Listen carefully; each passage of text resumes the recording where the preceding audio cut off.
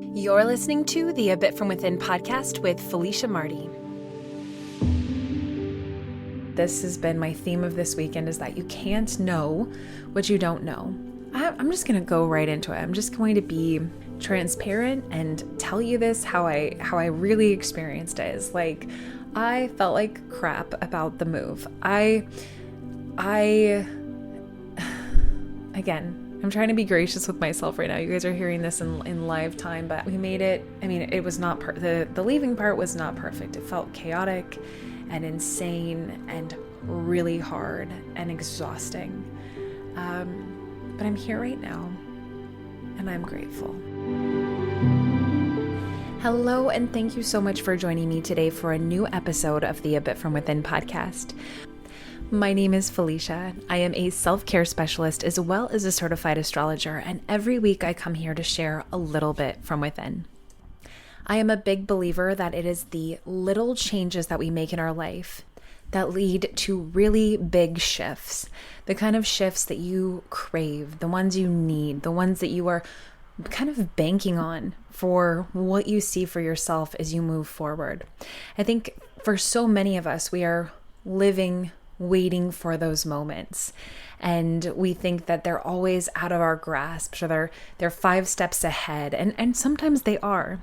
But what I've found is that so often it is just the little changes, the decision to think about something in a different way, the commitment to the smallest part of your goal, the daily part, the discipline part, or just the way that you're thinking about it, that can make such a big difference in you actually getting to where you hope you can go, the parts that feel really out of reach.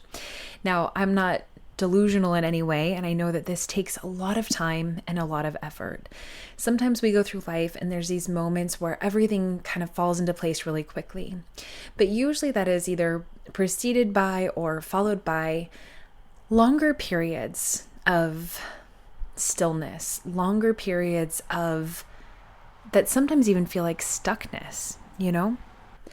But regardless, I want this right here at the beginning, just for this little bit from within, this reminder that you can't be discouraged by the big picture.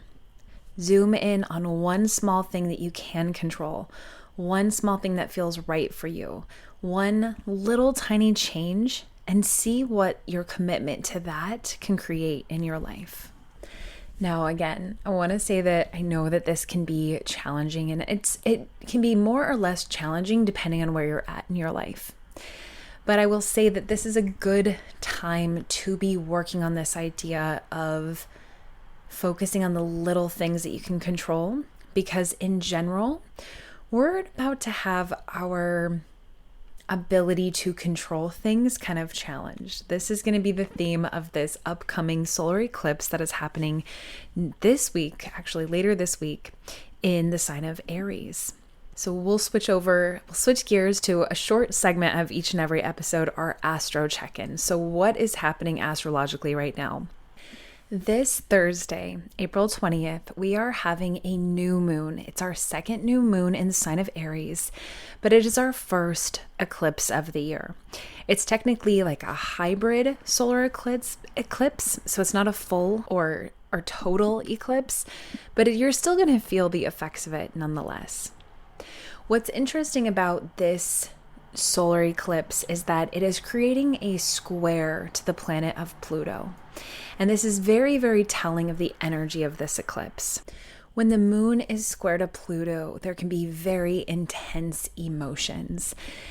But I will say that one of the positives of this energy is that you're able to really let go of the things that you cannot control, the things that have needed to be released for your highest good. And you have to think about this as more than what you want consciously, but more of like what you need spiritually. What do you need to let go of?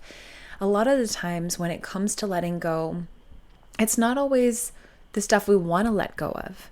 Most of the time, if you're holding on to something, it's for some reason, whether you feel like it's just more safe, or whether you feel like it's going to give you something, or there's some sort of hope involved, or some sort of plea even. And so being able to challenge that a little bit and understand that sometimes it is in the letting go that the transformation happens, that is a very big part of what we're going to be moving towards at the end of this week. And I will say, I think many of us know this to be true, that sometimes it's when you finally let go that things start happening how you always wanted them to, or better than you could have ever imagined. That's a whole podcast episode for itself. Maybe a theme that I can tie into this week's episode. I plan after we finish this segment, I'm going to tell you all about my road trip to my new hometown that happened this week. But this idea of letting go in that kind of way is something that feels top of mind for me right now. It's no surprise. And I think it's something that for everybody that I've been talking to, this idea of letting go, of understanding that there's something else bigger coming, whether it is a big thing like in actuality or maybe something on a smaller scale, but that feels big to you, that it's time. And maybe it's what we've been waiting for. Maybe that's what this whole buildup of winter has been towards spring. This idea that now is the time to embrace the changes that are coming. And so you have to be on your own journey with that. You might feel excited for that. You might feel scared. You might feel resistance. All you can do is be honest about that, show up, and see what happens. Now, I will say I haven't had a chance to start working on this week's solar eclipse, or actually it's going to be a total eclipse self-care guide. We do a self-care guide for every single lunar cycle. I haven't had a chance to start working on this one this week. Hopefully I will have time to get that done. I've been a little bit busy, as you're going to find out. But I will say that typically during eclipses, it's good to take your foot off the brake, so to speak, with more of your ritual practices. I kind of like to look at it as an opportunity to slow down and just look around. Like, eclipses are one of the best times just to tune in and listen and watch. And you can make that a very intentional and ritualistic process. I'll have to go back to some of my notes and see what we've done in years past and maybe think about it this week and what else may be a good way to embrace this. But I will say, just for now, use that idea of listen and look and see what's around. I realize I just repeated myself a little bit. But if you're interested in more on that, please feel free to join our Patreon page. We do offer 30-day free trials, and you do get the upcoming eclipse guide that usually goes through rituals and self-care ideas for the month ahead. Yes, this solar eclipse is happening in Aries, but just the next day, the sun will be moving into Taurus. So we are going to be talking about Taurus self-care ideas and plenty more that can support you through the lunar cycle that is ahead. And then also through the Patreon, we have gentle yoga, which I know I could really use right now. I'm sure you guys can too. I promise you, if you're listening to this from the Patreon and you've been wondering when we're going to schedule another live class, I promise it'll be soon. I am just a few weeks away from closing on our house, and I will absolutely be able to do a class there right away.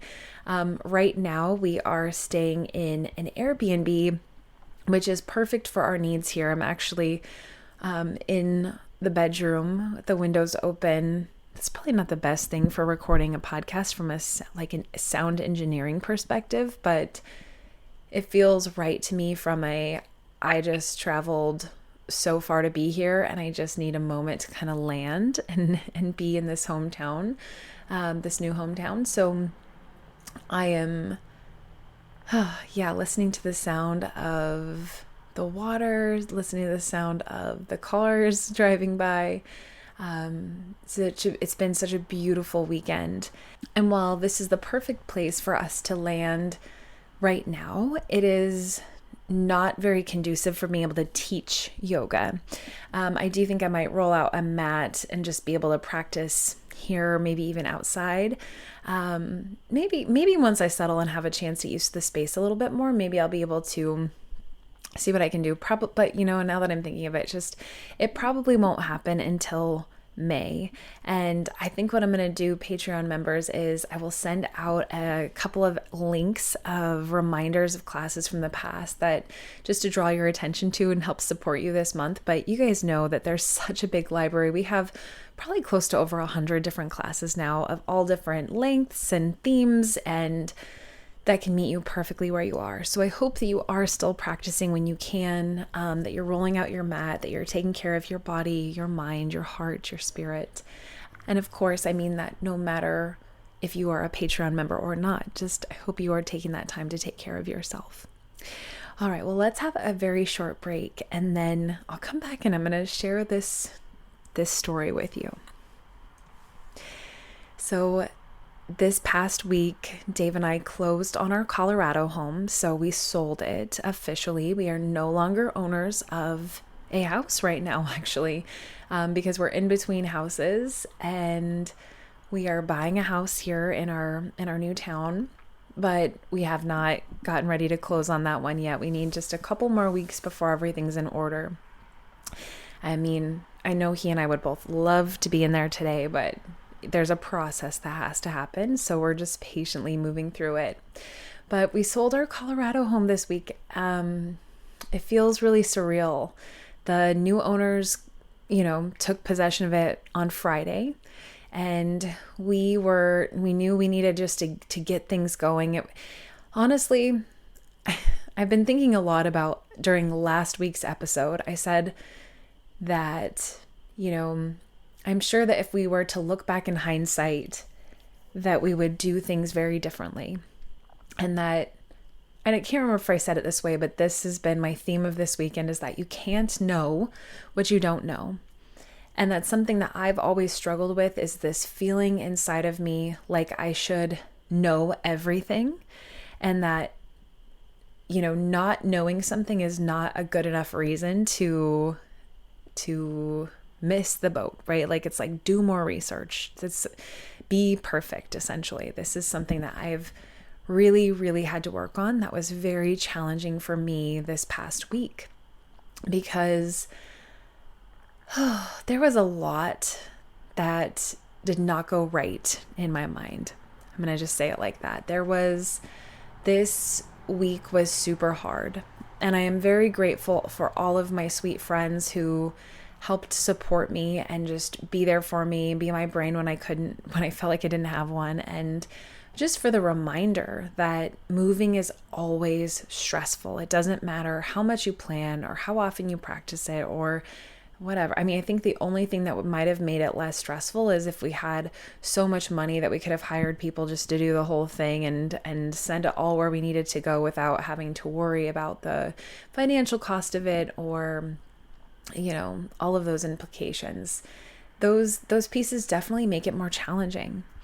And leading up to this move, I felt like I did so much research. And this is on top of, trying to sell our house in Colorado, all of the things you have to do for that process. You have to keep your house clean and ready to stage, and we had to paint it, and we had to update a couple things. We had to make sure everything looked great, take all of the pictures, and then be out of the house for the showings. And then once the showings did happen and we did go under contract, then it was like, okay, well, now you have to get out of the house for an inspection, and now you have to get out of the house for an appraisal. And we're really lucky that the people who purchased our house were extremely laid back. They didn't demand a lot of things from us, just went through the process. But so that kind of took care of itself. But you still have, especially down to the wire, oh my gosh, there were so many little things. There's making sure all of the settlement is ready to go. There's making sure that you've stopped the, energy bill and the water and the internet, and then starting to think about, how you're going to get everything packed up and out of the house. And hindsight is everything. I'm trying to be gracious with myself right now, you guys, because what I really want to do is beat myself up for how badly the moving logistics went, because, I'm just going to go right into it. I'm just going to be transparent and tell you this, how I really experienced it. Is like, I felt like crap about the move. I again, I'm trying to be gracious with myself right now. You guys are hearing this in live time, but I planned to work the beginning of the week. I planned on working Monday and Tuesday and then half a day Wednesday. I guess it ended up being kind of more most of the day, but I was in Colorado time and most of my people work in Eastern time. So in my mind, I thought it was more of like a half day. And then we were literally supposed to be moving on Thursday morning, like driving away from the house Thursday morning. And we did work on little things, and we did buy boxes, and half our garage was already packed up of our stuff and set out there. And I spent the whole prior weekend, selling things on Facebook Marketplace and getting stuff ready. And yet everything came down to the wire. And I remember that it was on Tuesday. I was sitting up in the office. I felt so bad because I had missed a call from an unknown number, which I don't know about you guys, but I get 100 calls a day from numbers that are just totally spam. And so I don't usually answer those numbers, but when I saw it pop up again, and I remembered that we used a moving pod, I realized, oh my gosh, our car's in our spot and they're trying to drop this pod off, and I'm getting ready to be in a meeting, and my heart started pounding. It was already like, that was the chaotic beginning of that. And of course, I, called down to Dave, and he can go move the car, and that was fine. And they dropped it off, and I looked out the window and I thought, oh my gosh, this pod is the size of a closet. Like, how is this the one that I ordered? I started panicking. My heart was racing. I remember I was on this Zoom call, and I was thinking, you need to be present. You need to be present. You need to check in. And I did fine, except for the fact that I couldn't fully be there because I just kept thinking, how are we going to fit our stuff in there? I had talked this through extensively with the really nice representative. I made sure the measurements fit. And bottom line is that I really hate to admit this, but I did not realize how much stuff we had. I don't know if it's being delusional or if it is just, I felt like I lived a pretty organized life. And so maybe this stuff was just out of sight, out of mind, or maybe I just didn't really I haven't moved in a while and I didn't remember how many boxes that really is. I've never had to use a pod before because we've always used cars and trucks and stuff like that. I don't know, but all I know is that as we started to move towards actually packing stuff up and getting it in the pod, Dave and I both realized very quickly that it was going to be way too small. And I should have ordered the larger one, but when I pictured the larger one, I kept thinking that it would only be half full, and that we would be so mad and regretful of wasting the money that we didn't use by having all of this extra space. And now in hindsight, I would say always go with the larger one. It's just worth it. Even if a little bit of the space is empty, at least you have everything with you. Because we thank God for my parents, for my mom and dad, because God, they were amazing at helping us and getting us through everything. I called them on Wednesday when we started to get things into the pod, and I was just like, you guys, I'm going to need you to come over and start taking stuff back to your house. And I was, to be honest, I felt really, really bad and really ashamed of this, because I had this idea, I'm in my mid 30s and I didn't want to rely on anyone else to do that kind of thing for us. I know, my parents were we're family. Of course we're going to be here for you and all these things. But in my head, it was just no, you're an adult.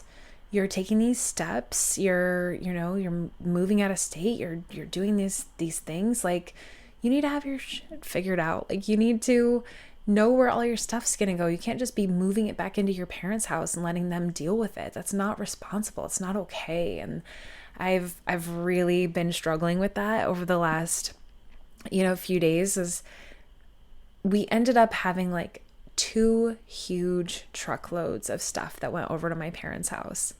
And a lot of it was stuff that we can definitely sell. It just got onto Facebook Marketplace a little too late. And it was Easter weekend for most of the world last weekend. And so that was hard because we didn't get as much traffic on this stuff that probably would have flown. And we just ran out of time. So that's kind of what it comes down to. But I tell you what, we packed every little square inch of that pod. On Wednesday night, it was a rough night. It was like we were both so mad and frustrated, and the house still felt like it was filled with things, like little things in every single room, the things that don't fit easily into a box or mostly a box somewhere, right? And it was hard too because we knew that we'd be taking some stuff in. Dave flew, and so we'd take some stuff in suitcases that would be checked, and then I drove, so we knew some stuff had to go in the car, and trying to figure that out and how much space we had, and it was all of these unknowns. So we went to bed on Wednesday night and knew we had to start really early in the morning on Thursday because the pods people were coming between 7 a.m. and 10 a.m. and they just give you that window. So I was like, this pretty much has to be ready to go by 7 a.m. just in case they do come. So I woke up at like 5:30 and we put our bed in and we just started packing the rest of our stuff. And then all of a sudden we turned around and we realized like, okay, this is everything that can't fit. We have to start making decisions about what matters and what can go and what can't go. And I mean, it was crazy. So that we finished packing it by 7. Dave had to leave for the airport by 9.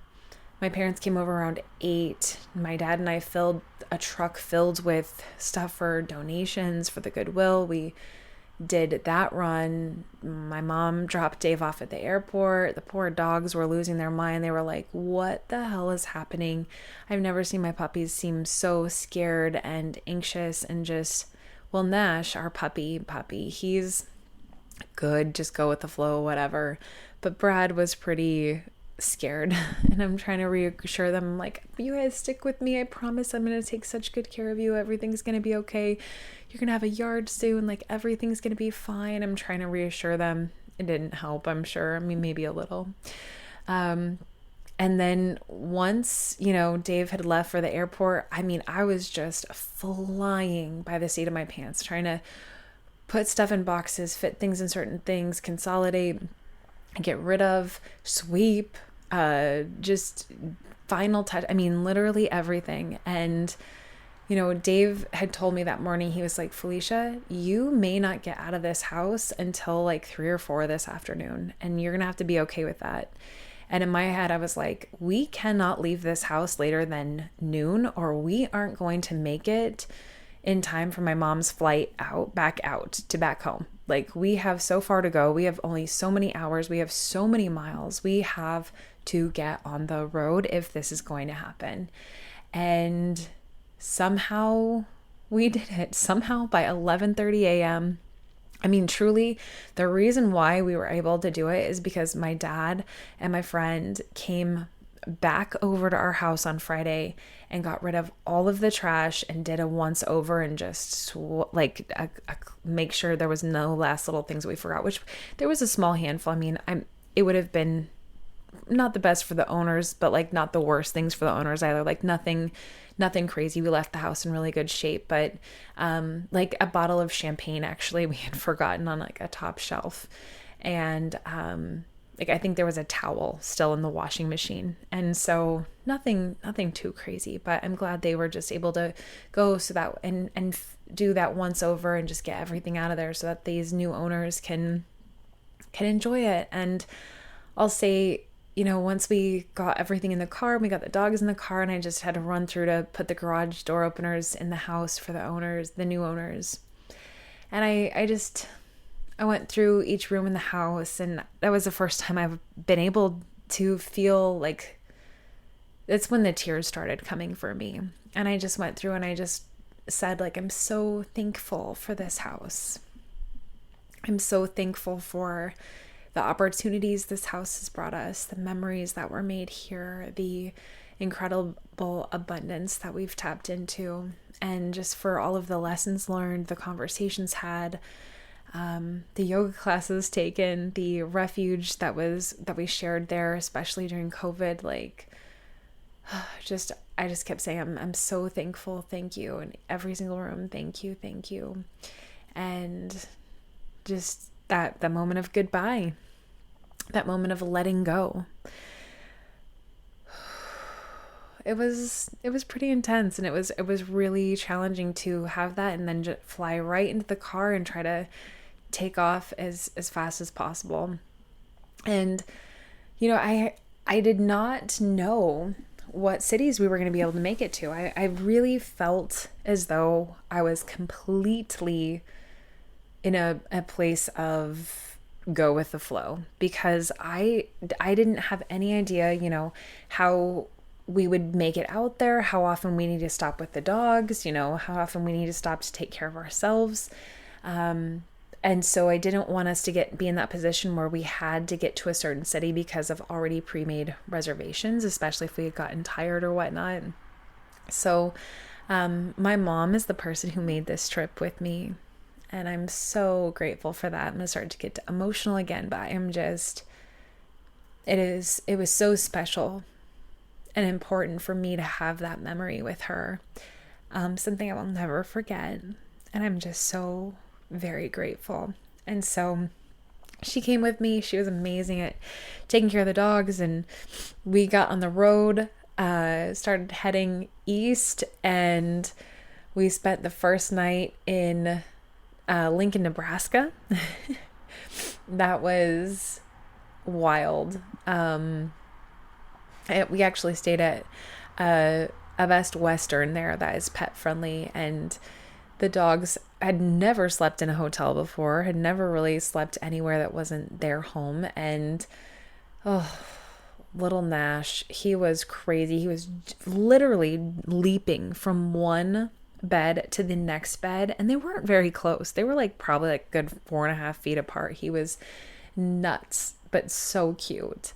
And I could tell Brad was pretty anxious. He wasn't eating his food that day, which is okay. I was giving him treats, and he was drinking water, but he was just nervous. And we got to bed by about midnight, which was tough. And by 6 a.m. I had to wake up to get the dogs going. I had a couple work calls that I had to get to. In fact, it was so, I felt like a crazy person. I'm trying to get the dogs in the car. I'm on a work call at the same time, checking out of this hotel. I've got crazy dogs. I'm packing them up. I'm trying to sit in the passenger seat on my laptop while pulling up directions on Google Maps, while trying to point my mom in the right direction of where to go. And we need to get a coffee and get gas and all this stuff. And oh my gosh, it was wild. All while I'm on mute on a call for work. It is crazy how working remotely can work. I mean, I'm grateful for it. And my work was aware that I was busy, that I was in the car making this move happen. So it wasn't bad from that perspective at all. It was personally a crazy experience to be trying to move through this and move through the logistics of that while also showing up and paying attention to everything else you have going on at work. It took every inch of my capacity to stay in the moment and just be I can do this,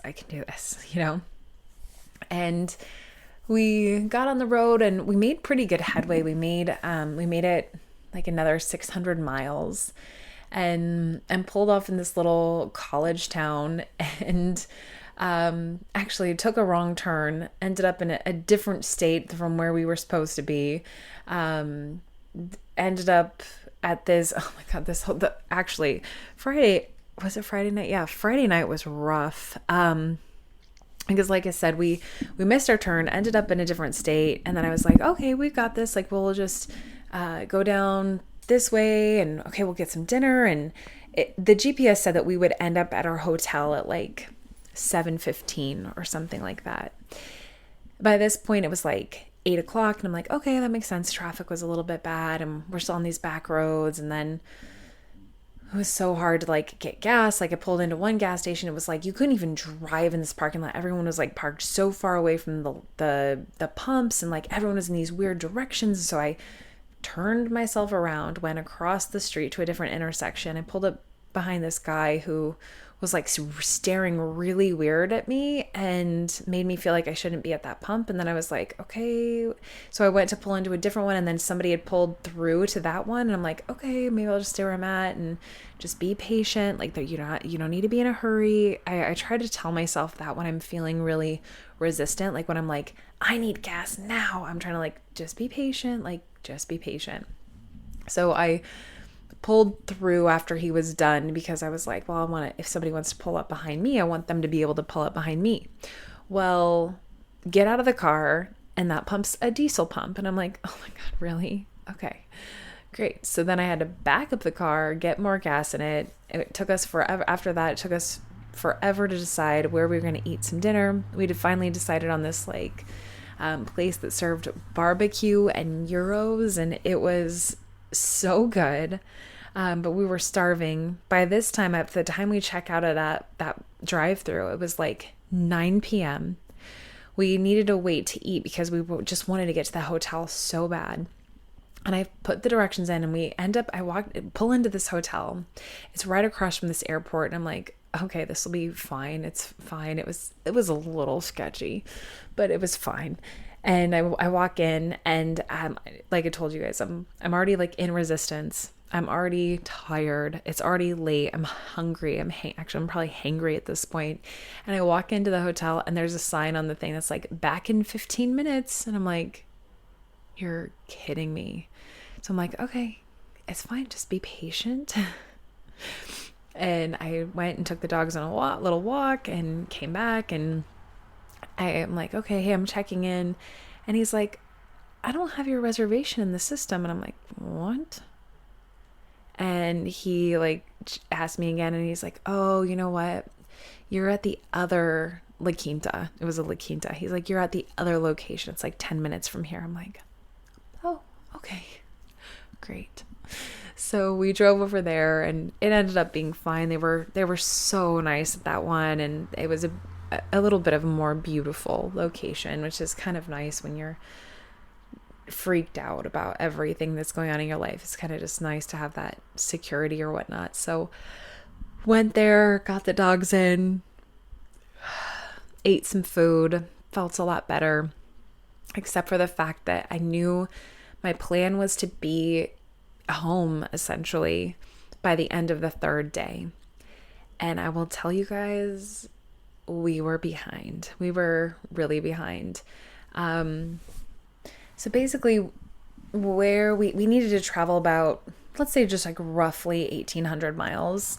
And we did like 400 the first day and 600 the next day. So we had like over 800 miles to go.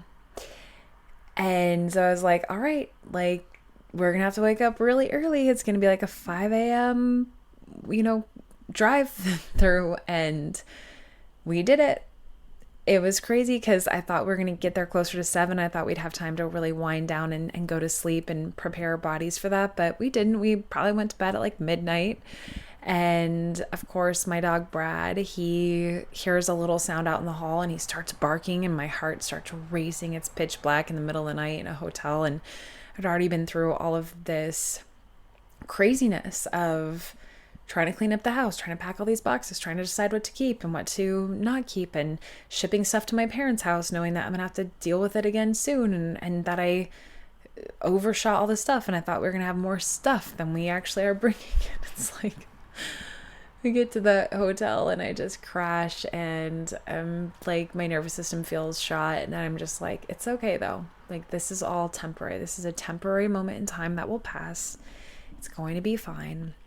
I just got to get through. So We got up at 5 a.m. the next day and we're on the road by 5:30 and just zoomed through. And day 3 felt like 5 separate days all together, but 5 of the best days, just we got into a groove. We started seeing a different part of the country. It was beautiful.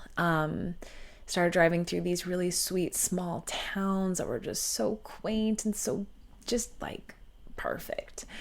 And ended up getting to our home, my new home, my new city. We got pulled in at about 8 p.m. So made excellent time. And Dave was here. He was standing in the driveway of the Airbnb that we're renting. And the dogs were so happy to see him. And he went and got us some dinner while we kind of got settled. And I think both my mom and I were just absolutely exhausted. I mean, we had a lot of fun. We were listening to podcasts and music and talking and, just trying to make sure the dogs were okay. They did really, really well. Like, I will say that before this trip, Brad has never been that touchy-feely. Like, if they're laying near each other, like, Brad will tolerate them near each other most of the time, but not touching. If Nash wants to try to snuggle on him, he's like, mm-mm. But this trip, I think being in the car really forced them to get over that a little bit. So I got multiple little pictures of them like butt to butt. Actually, I got one where like Brad's head is in Nash's butt, which is really funny. I mean, Nash has no problem just fully sprawling out however he wants though at any point and just lets Brad deal with it, which is really funny. But even on Friday night at the hotel, they were both giving my mom all these like kisses and hugs and letting her pet them, and they were all snuggled together. It was the first time I've seen them do that, and my heart just melted. It was so great. So yeah, we landed last night and got in, and today has been another fast and furious day. We were able to meet our real estate agent, and actually it was my first time walking through the house that we're going to buy. Isn't that crazy that we went under contract on this house and I had only seen it from video and FaceTime, and Dave had flown out and seen it in person, but I was a little nervous. I mean, I really, really deeply trust Dave's instincts on things like this. Like, he has great taste and I trust him completely. So I wasn't worried about that, but I did want to see it for myself. And as soon as I pulled up in front of the house, I mean, I had tears in my eyes. It felt so right. It's in the perfect little spot. It has the best yard. It is so beautiful. I mean, literally everything about it I'm obsessed with. It has so much yard, and it has so many trees, and I think it's going to have so many flowers, and it's going to be absolutely amazing. It even has like brick walkways, and it's so charming. I just am obsessed with it. I cannot wait until we can close on it here shortly. So we were able to do that. My mom was able to see it, which meant so much to me. And we met a neighbor out there she's a yoga and Pilates instructor, and she's a huge part of the community. So we got to get to know her, and she was telling me about all the different yoga studios here in the town. I'm like, oh my gosh, I'm so freaking excited for all of this. And it was such a beautiful day outside. After we finished up there, we went back to hang out with the dogs for a little bit, and then we had to drive my mom to the airport. We stopped and had some pizza, and we had to say see you soon, which was really hard for me. Of course, I'm going to miss my family, but I think where I'm trying to remind myself and anchor myself is just in the courage that it takes to do something that feels so in alignment with your heart and with your soul. And I very, very much feel that way about being here. And I'm trying to hold space for that at the same time as knowing that I'm allowed to be sad about missing the people that I was close to there, and a little bit scared about what it means to be close to them from afar and stay connected to people. and that I don't need to figure all of that out today. It's going to take time, and I'm sure big emotions are going to come up and lots of waves of grief and sadness and tears and excitement. But I tell you what, I met that neighbor today. Dave and I went and got some more time in outside. We went over to this little beach area. I'll give you that as a little hint of the kind of place where we're living very close to a lake that has a little beach area. So we just sat by the water and listened to the water and got some sunshine and looked up at the blue sky, and it was amazing. We met another neighbor there and just had the best time chatting with her, and it really does just feel like the entire universe is collaborating to support us with this move. And so I'm very, very grateful for that. And I'm grateful that we made it here in one piece, like perfect. We made it. I mean, it was not the leaving part was not perfect. It felt chaotic and insane and really hard and exhausting. But I'm here right now. I'm in this sweet little Airbnb. I've got the dogs, we've got the car, things are in motion, and I'm grateful. So, like I told you guys, this week I'm just going to be listening and looking. I'm going to be as present as I can be. I'm going to try to be gracious with myself with all of the many things that I feel like should have already been done, or are not perfect, like the sound of all the cars driving by that you're probably hearing in today's episode. Normally, I would beat myself up over that. I'm not going to do that today. I'm just going to say this is temporary. We're going to have our normal, great recording style coming back here shortly as soon as I get settled. And I'm so excited to share this continued story that's unfolding. So thank you so much for joining me for today's episode. In a couple more weeks, as soon as I get settled and I can get back to my boxes, I will be back with my card decks and we can do card drawings at the end. Oh, you know what? I will share with you that in a coffee shop we went to this morning, they had the coolest deck for different mantras or advice for the day. But it was so cool. It's shaped like a hand, and you put it in between your hands and then just open up to a page. Like it has a spine on one side, and it was so cool. And the first one that I got when I opened up today, it said protect. And I love that, just protecting my heart, protecting my energy, protecting my decisions. I'm going to keep meditating on that word and see what else comes up. So I guess I'll pass that one to you today. If that word means something to you, protect. And we'll sit with that. Thank you again for joining me today. I hope that you tune in again next week, that you subscribe. You can leave a review for the A Bit From Within podcast. You know I would so appreciate that. And until next time.